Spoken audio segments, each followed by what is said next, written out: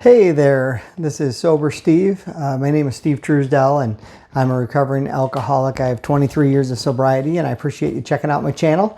For my regular subscribers, I appreciate your support. And as I always say, I'm hoping that my story or my experiences will help be able to help others. And I'm passionate because this is it's such a widespread disease, just through doing these videos, more and more people have talked to me obviously about it. And even, a lot of people close to my life that we hadn't talked about it in years. And it's really eye-opening what this disease does to people and to people that care about them. And,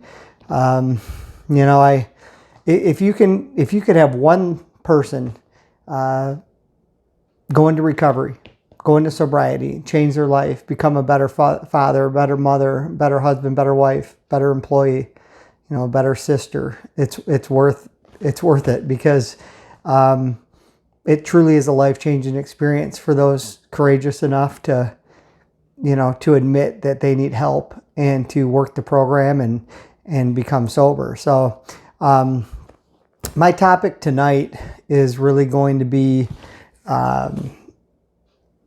just a few expressions that I lean on in my sobriety. I know AA has a lot of them. Some of these I think are AA based. I just wrote down, there's 4 of them that's prevalent in my life. And, a lot of times people will say, how once you make the decision to get sober, like, how do you stay sober? And how do you not drink the rest of your life? And that's so overwhelming. And I don't really ever think about it that way. I guess maybe when I was first going into recovery, I did. I was nervous about that. But, the reality is I can drink anytime I want. I mean, it's a choice. I mean, I don't have to not drink the rest of my life. I could turn this video off right now and drive to the store and buy a case of beer. I'm old enough. I have enough money to do it. There's nobody's going to stop me. I can do it anytime I want. So I choose not to because I understand that I have this disease.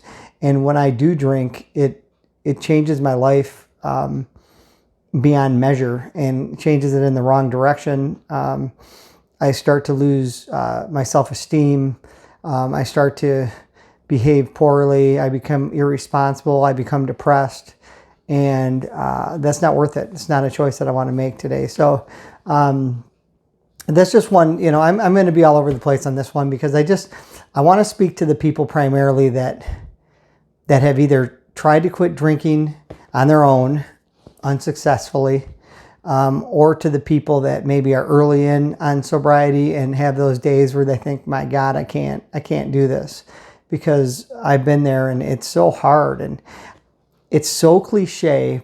But to me, the number one way to go through your life in sobriety is truly the one day at a time. And I think even for people that aren't alcoholics or in sobriety, I think it's a great way to live your life because I know there's been books written about it and stuff like living in the present. And I think so often we spend so much of our time being bitter or regretting or feeling guilty of things that happened in the past, or we're stressed out and worried about things that are coming in the future. And when you really think about it, I mean, that's ridiculous. You can only control what you can control today. I mean, you literally can't change anything that's happened. And you can prepare for the future, but you can't, there's a lot of times you're preparing for the future and something in your life happens and it throws it off track. I mean, how many times have you met somebody, they plan their whole life to retire at a certain age, and then, they get a debilitating disease, or a loved one dies and they don't enjoy their retirement the way they thought, or, it's just, it's good to have a plan and to plan your future, but you can't get stuck in that because we don't have any guarantees except for right now. And so with sobriety, I truly live by the cliche of one day at a time, because early on in my sobriety, I would tell myself, you can get through today. I don't care what happens today. You can get through today. You can be sober one day. And then at the very beginning, sometimes that even freaked me out. So I would say, Steve, you can get through the next hour. Hell, there's times that, Steve, you can get through the next 15 minutes. And then you just do that. And Anybody can maintain sobriety for 15 minutes. And so you just say, okay, I'm going to do another 15 minutes and another 15 minutes or another hour and another day. And, the more of those that you put together, the easier it generally becomes. And you find that if you can train yourself to really just concentrate on what do I have to do today, what do I want to accomplish today, what do I want my day to be, and you just live like that every day, and you don't get all caught up and I'm never going to be able to drink again, or worrying about mistakes you made in the past or issues that you had in the past, feeling sorry for yourself. And that's another saying that always caught me, that's so simplistic that I love, and I still do it when I start to feel sorry for myself for any reason, is pour me another one. Because I just laugh just thinking about it. When you get wrapped up in that self-pity and, feeling sorry for yourself about something, then, you're giving yourself, well, first of all, you're draining yourself, but you're giving yourself an excuse to drink, and that's just a ditch that I don't want to go down. And so as soon as I feel myself doing that, I just say that expression to myself, and I usually laugh. And then I know enough that I have to get out of that. And then I steer my thinking towards the next one that I always liked, was attitude of gratitude, and being grateful for something. I think all of us have reason to be grateful. Even in the worst times of our life, there's somebody to be grateful for, something to be grateful for, and just remind yourself of that, even if it's, I'm grateful for the bird that's chirping outside the window, or that the sun is shining today, or, that, my brother is happy with what he's doing, or, I'm grateful that I had enough money to pay my rent, or I'm grateful for my job. It can be anything, but just start reminding yourself of the things that you're grateful for, because usually in our lives what we find out is the list of things to be grateful for is about this long, and the things that are challenging and troublesome are here.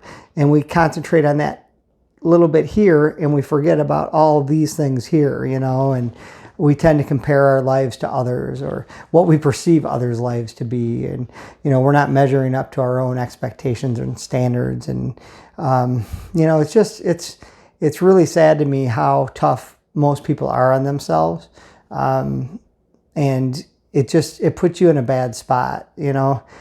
It's really important, I think, in sobriety, especially, I think I've talked about this before, as cheesy as it sounds, but you got to learn to love yourself, and be good to yourself, and really care about yourself, and that's a really challenging thing for alcoholics to do, because we just get so lost in that disease, and it's hard to really look at yourself and realize all of the things that are, blessings in your life, and things that are good in your life, and all the things that you're good, that's good in you, that maybe is not always being displayed just because of, your drinking.